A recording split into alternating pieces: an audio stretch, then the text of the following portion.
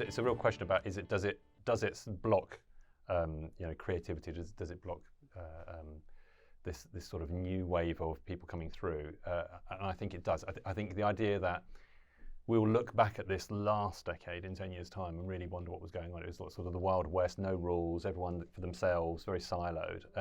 We've got to get to the point where stuff almost works together by default, because otherwise we won't advance. People will be reliant on the views of individual companies about how they work. I had a great example of this recently, actually. I'd completely forgotten about the early days of mobile phones, when if you were on Vodafone and I was on Orange, it would cost £1.50 a minute to phone. Do you remember that? And now you think that's insane.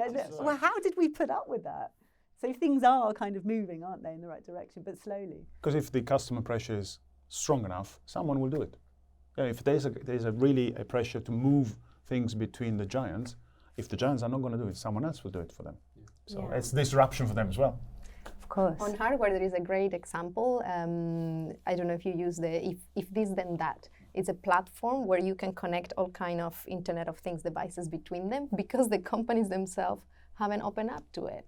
So if you want your Alexa to control your Philips light or whatever like that, and it doesn't happen. I mean, now obviously these things are starting to happen directly with the brands. But at the beginning, there was this very cool platform that you didn't need to program. You just put, if I say X, then do whatever, and you just needed to type and link to your products, and that's great. And that's a third-party platform that is brand agnostic, and we might see more of these. The only thing that I'm thinking about is how that might impact data privacy, because obviously if you sign up that you're happy to give your data or photos or anything to X company because you get certain added value from it, it doesn't mean that you agree that they then transfer that to another one and so on. So it might get some complexity there with data privacy, which is actually getting even more restricted.